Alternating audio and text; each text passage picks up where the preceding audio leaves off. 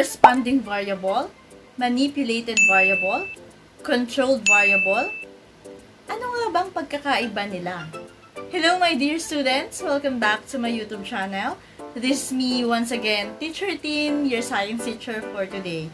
If you're new to this channel, wag nang kalimutan, subscribe, like, and hit the notification bell for more updates in Science 7.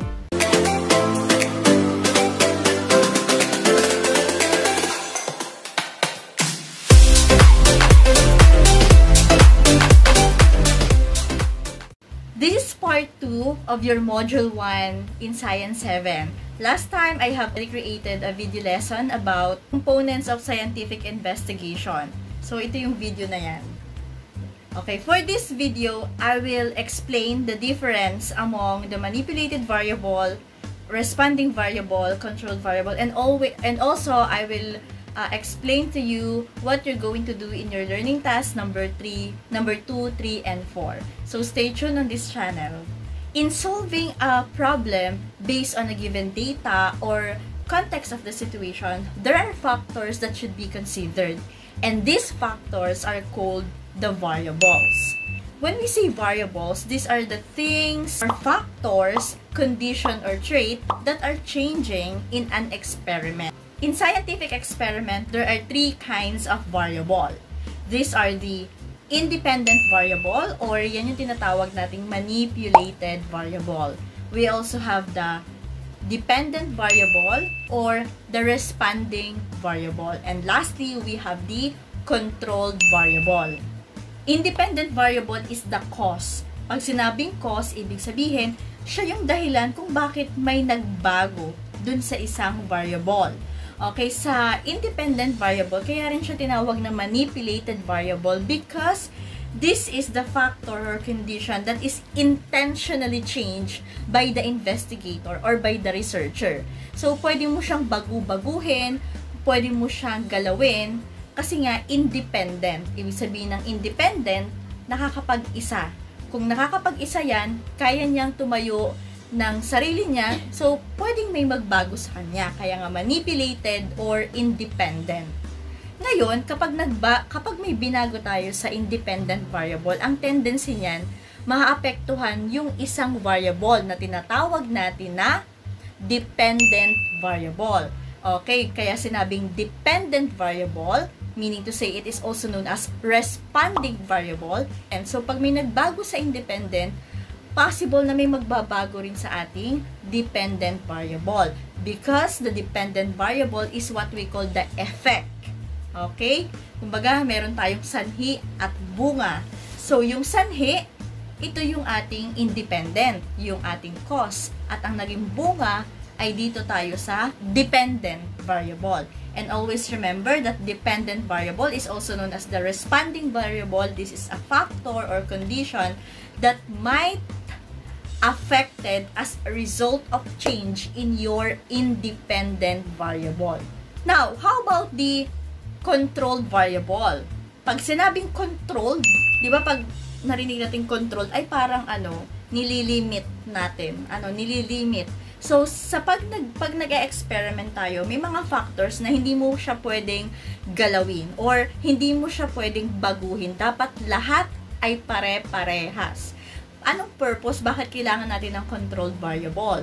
The controlled variable is important because these are the factors that kept constant to determine any changes in the results of the dependent variable. Okay? So again, pag sinabi natin controlled variables, this is not change. So dapat constant, pare-parehas. Okay? Now, I will explain to you what you're going to do in your learning task number 2, 3, and 4. Okay, in your module, you can see here a table wherein we have the researchable problems, the independent variable, and the dependent variable. So, this is just an example given to you because on the later part of your learning task, you will be asked to have your own researchable problem, independent variable, and the dependent variable. So, dito, sa researchable problem, nanggaling ito doon sa binigay sa inyong problem sa learning task number 1. So, ang meron dito is, are more people infected with COVID-19 under the GCQ or the General Community Quarantine or Modified Enhanced Community Quarantine. So, ang naging independent variable niya doon is the type of quarantine measures issued by the government in a specific area, the GCQ or the MECQ. So, tandaan, di ba, na kapag independent, hindi yung pwedeng baguhin. So, ano ba dyan yung pwedeng baguhin? Pwede mo bang baguhin yung yung number ng cases na nagkakaroon ng COVID-19? Hindi, di ba? So, pwede mong baguhin dyan na treatment is yung mga nasa GCQ at yung nasa MECQ or the type of quarantine measure na kailangan ngang i-measure or i-issue ng government. So, kaya ito yung independent natin. Now, sa dependent variable naman, so, kapag ba ang tao nilagay sa GCQ or MECQ, nagkakaroon ba ng effect yun sa pagdami ng COVID-19 cases? Yes, of course. Kaya nga, di ba, yung government, nagpapatupad sila ng MECQ or ng GCQ. So, ang magiging dependent variable natin based on the researchable problem, that is the number of cases of people that are infected by COVID-19. Okay, it can be more or less. Now, another example. Okay, ang researchable problem is, do children and senior citizens in a city live more and weigh less than similar individuals in the rural? So, dito pa lang sa problem, makikita nyo na kung alin dyan kung may independent or dependent variable tayo. Okay, so ang independent natin dito is the place where children and senior citizens live.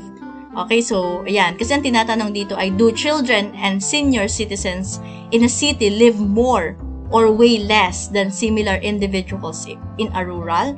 So, pwede mo bang baguhin yung weight at saka yung age nung children and senior? Hindi.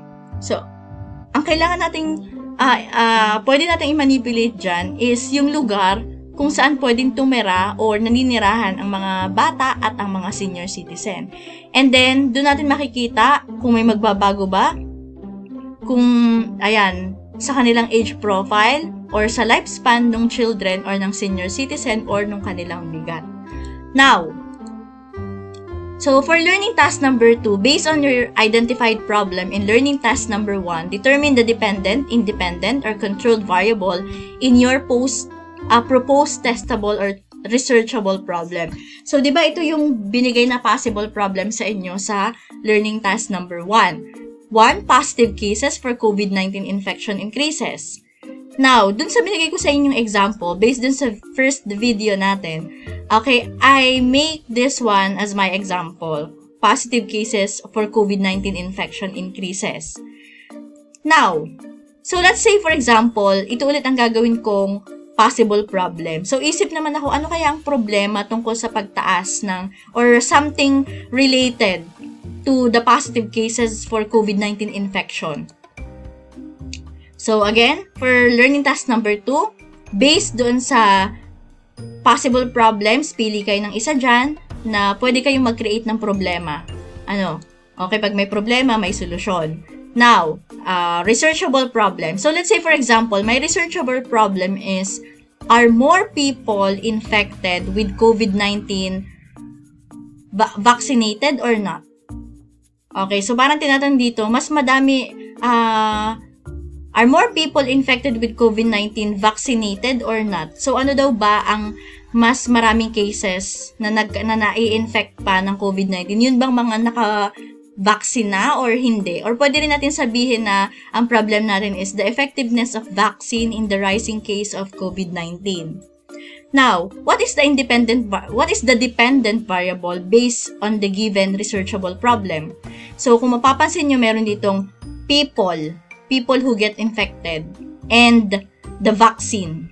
So, we are referring to the number of people and the vaccine or no vaccine. So, ang magiging dependent variable natin is yung number of cases of people who get COVID-19. So, siya yung maaapektuhan kung meron tayong vaccine or not. So, ang ating independent variable is with or without vaccine, or the type of vaccine given to the people. Okay, so let's say for example, dahil napapanahon ngayon ang vaccine na yan. So, let us find out if that vaccine is really effective or not. So, for example, that will be your research. since madami na naman talaga ang nabakunahan. Okay, so again, independent, ito yung ima-manipulate natin. So, may mga tao na titingnan natin kung sila ba ay vaccinated na or hindi pa. So, i-compare natin yung resulta ng mga taong may vaccine na at wala pang vaccine. At anong type ng vaccine yung binigay sa mga taong to. Okay, so titingnan natin kung mas madami ba ang magkakaroon pa rin ng cases ng COVID-19, yun bang may vaccine o wala. Kaya yun ang ating independent variable, number of cases of people who get COVID-19. What is the controlled variable? When we say controlled variable, that is the constant. So, dapat titingnan din natin yung age ng people. Okay? So, yung health ng people or yung number ng people at syempre yung gender. So, ipapaliwanag ko sa inyo mabuti kung paano ba nagkaroon nitong controlled variable. So, let's say for example, meron tayong 4 na setup.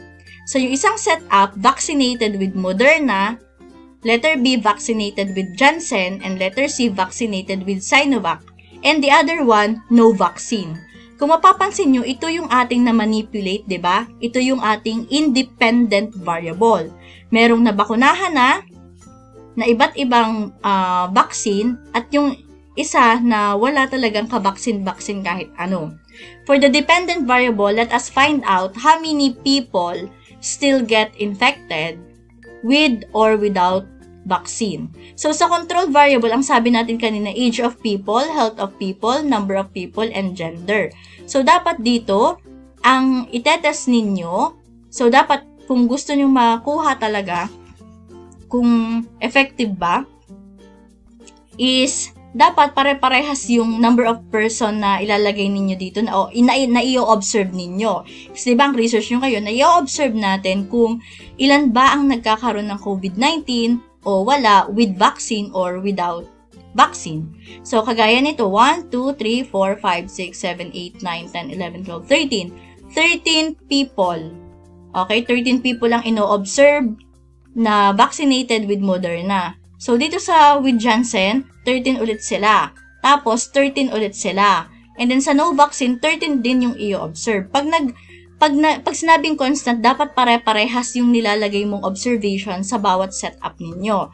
Ngayon, aside from the number of people to be observed under vaccinated or unvaccinated, so dapat pare-parehas din yan. For example, lahat yan lalaki. Okay? Or pwede rin naman 5 babae, 5 lalaki, 5 babae, 5 lalaki. So, dapat pare-parehas. Yun yung sinasabi nating controlled variable. Dapat pare-parehas yung mga experimental unit na gagamitin ninyo. Ang tawag kasi dito ay experimental unit. Okay? And then, dapat, for example, lahat ng i-observe nyo walang sakit. Kasi hindi pwedeng yung in-observe mo sa vaccinated, lahat pala yan ay merong sakit na diabetes, for example. Tapos yung in-observe mo naman sa no vaccine, lahat healthy. So, hindi na magkakaroon ng valid result yung inyong ginagawang investigation.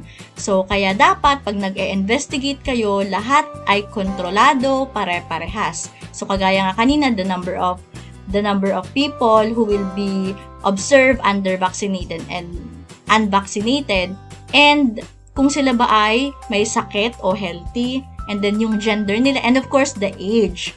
So, pwede rin kasing maka-apekto yun eh. So, for example, lahat ito ay 35 years old. Okay? Dapat lahat din yan 35 years old. So, ganun ang controlled variable. Now, for learning task number 3, based on your identified variables in learning task number 1, formulate your hypothesis. When we say hypothesis, it means your scientific guess. Okay? Now, let's say for example, ito yung example kanina. Are more people infected with COVID-19 under General Community Quarantine, GCQ, or Modified Enhanced Community Quarantine? So, ang first hypothesis niya, more people are infected with COVID-19 under the GCQ than MECQ. So, mas marami daw ang naapektuhan kapag under ng GCQ kaysa sa MECQ. Kasi, di ba, mas mahigpit kapag MECQ. And then, hypothesis number 2 niya, less people are infected with COVID-19 under GCQ than MECQ. Okay, yun yung hypothesis niya. Ano ulit yung variable? Susulat nyo lang ulit dito yung sinagot nyo doon sa kanina, yung nandiyan. Okay, and then, data gathered, syempre, ito ay doon sa inobserve na ninyo. Okay, so nangalap na kayo ng data na ano ba talaga ang mas maraming cases kapag ba naka-GCQ o kapag naka-MECQ. Yan. Okay, and then for learning tasks, okay, example muna pala. So dun sa example ko naman kanina, 'di ba, ang sabi natin ay are more people infected with COVID-19 vaccinated or not? So hypothesis natin diyan, less people are infected with vaccine than no vaccine. And our hypothesis number 2, I'm sorry, this is number 2, more people are infected with vaccine than no vaccine. And variable number, and for the variables, okay, yun yung kanina natin. And then for the data gathered, this is just an example, okay? Example, 2 out of 13 vaccinated people still get infected. And then, another data that you get, 9 out of 13 unvaccinated people get infected. So, kung titingnan nyo, mas madami pa rin yung naging infected without the vaccine. Okay, so now, for learning task number 4, idediretso nyo lang. So, meron na kayong hypothesis, variable, data gather. Ang idadagdag natin is results and discussion. So, dito kanina, paano nyo makukuha ang results and discussion? This is based on your answer on your data gathered. So, this is 200 and this is 150. Now, for the research and discussion, it was found out that there are more cases of infected people with COVID-19 in Area A with 200 cases under GCQ. And there were about 50 cases less or people infected with COVID-19 in Area A under MECQ. Okay, conclusion, I therefore conclude that under GCQ, more people are infected with COVID-19. So, ibig sabihin, sa conclusion niya, mas effective ang MECQ, which is yung more strict. Okay? Now, so dun sa ating example ko naman kanina, this is my example. Okay, so results and discussion ko, since this is the data that I have gathered from the investigation, for example, so my results and discussion would be, it was found out that being vaccinated can prevent you from getting infected by the COVID-19, while being unvaccinated has higher chance of getting infected.